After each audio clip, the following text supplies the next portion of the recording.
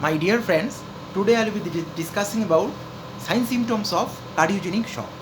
Now, what is cardiogenic shock? Cardiogenic shock is a type of shock that is a type of a circulatory shock which is because of defect in the heart or contractility of the ventricle of the heart. So, because of defect in the contractility of the ventricles of the heart, there may be defect or inefficient cardiac output which leads to low systemic arterial pressure leading to hypoperfusion of various tissues, muscular beds and organs of the body, which ultimately leads to shock. So it's a type of circulatory shock where the defect or origin of the defect lies in the heart, in the inability of the heart to pump the blood in a sufficient amount so as to flush the whole body. So since the genesis of the shock is because of cardiac muscle defect, so we called it cardiogenic shock. Most common cause of cardiogenic shock is after myocardial infarction or after a heart attack or after acute myocardial infarction. Besides cardiomyopathies,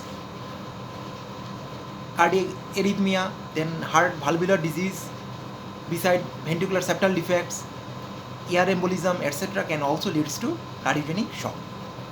Now, when it comes to sign symptoms, it is very much important because sign symptoms help in diagnosis of the cardiogenic shock at early stage, at early diagnosis and early initiation of therapeutic strategy or reperfusion of the cardiac muscle can lead to saving the life of the patients or decrease the mortality of the patients.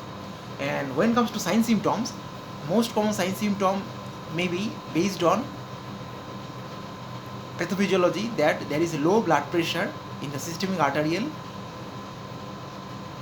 of the vascular bed, and that's why there is low urine output, less than 30 ml per hour. At the same time, there may be irregular heart rate or palpitation may be there, or 3D pulse may be there, and altered level of consciousness may be associated.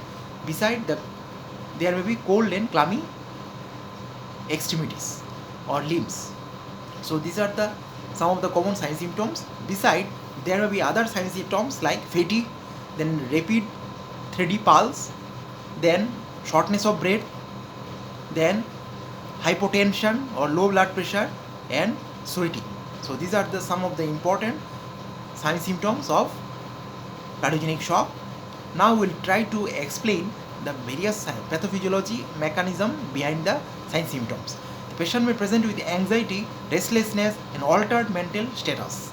So that may be because of less blood flow to the brain and also because of hypoxia. Now, as we know, because of cardiogenic shock, the cardiac output is very much decreased. So that's why blood flow to the brain is very much less. So that's why brain is not getting proper blood flow or blood supply. At the same time, the oxygen supply to the brain is also decreased. So because of this mechanism, it leads to anxiety, then restlessness and altered mental status. So these are the important CNS sign symptoms because of cardiogenic shock. Then there may be low blood pressure. So patient may present with low blood pressure. That may be because of low cardiac output or ineffective contractility of ventricles, because of ineffective ejection fraction or low ejection fraction or low stroke volume or low cardiac output. The systemic arterial pressure is very much less, and that may not be sufficient to perfuse the organs of the body or various vascular beds, which ultimately leads to shock. So low blood pressure is another important clinical features or sign symptom of the patients. Besides, there may be rapid 3D pulse. So this is because of vasoconstriction as well as tachycardia. Now when there is fall in blood pressure, it stimulates the baroreceptors and other mechanism so as to stimulate the cardiovascular centers of the brain, vasomotor center, which ultimately stimulate the heart so that it is run at higher rate so as to maintain the cardiac output. That's why there is rapid 3D pulse or tachycardia may be there.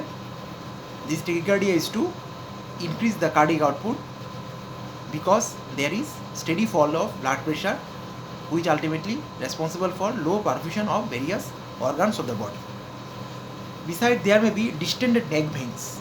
The distended neck veins is because of raised jugular venous pressure, because there is always ineffective contraction of the heart, so there is always some accumulation of blood in the ventricles, which gives a back pressure on the atrium, so which ultimately increase the jugular venous pressure. So distended neck veins may be there, which may be associated with increased jugular venous pressure. There may be cold clammy skin as well as cold clammy extremities. That is because of systemic vasoconstriction, hypoperfusion of the skin. Now, because, as soon as there is low perfusion, systemic arterial pressure falls because of fall in cardiac output or ineffective contractility of heart. Because of low systemic arterial blood pressure, it stimulates secretion of various sympathetic hormones or neurotransmitters like adrenaline, noradrenaline, and which ultimately leads to systemic vasoconstriction. Because of severe vasoconstriction, there is decreased blood flow to the skin, which ultimately leads to cold and clammy skin or hypoperfusion to the skin. There may be oliguria or low urine output. That is another important feature of shock, especially cardiogenic shock. So oliguria or low urine output is because of decreased blood flow to the kidneys, which is because of decrease in the systemic arterial blood pressure. Because of systemic arterial blood pressure or low blood pressure, blood flow to the kidneys are also affected, and that's why there is low urine output, even it is less than 30 ml per hour. There may be hyperventilation in some patients, and that may be because of sympathetic nervous system stimulation or sympathetic overdrive that is occurring to fight the inner physiological changes so as to maintain the or compensate the shock.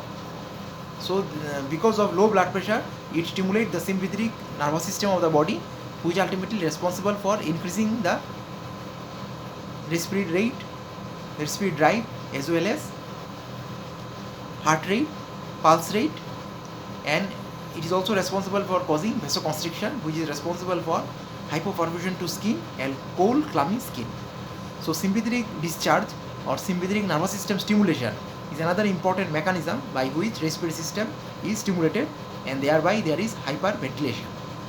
And another important reason of hyperventilation is that because of low BP, oxygen supply to the various parts of the body is also very less, so tissue suffer from hypoxia, and that is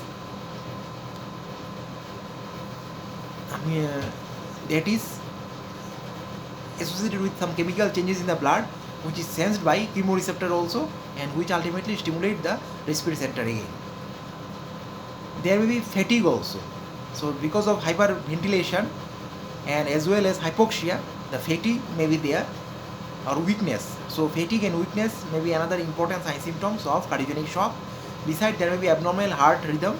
That may be because of defect in the heart already, or it may be because of rapid thready pulse, because heart is run at higher rate because of sympathetic overdrive or sympathetic nervous system stimulation. So there may be increase in heart rate or tachycardia or abnormal heart rhythm also. Besides, there may be pulmonary edema in some patients, which may lead to shortness of breath also. So these are the various sign symptoms and the various pathophysiological finding or pathophysiological mechanism behind the development of sign symptoms of cardiogenic shock. Thank you very much.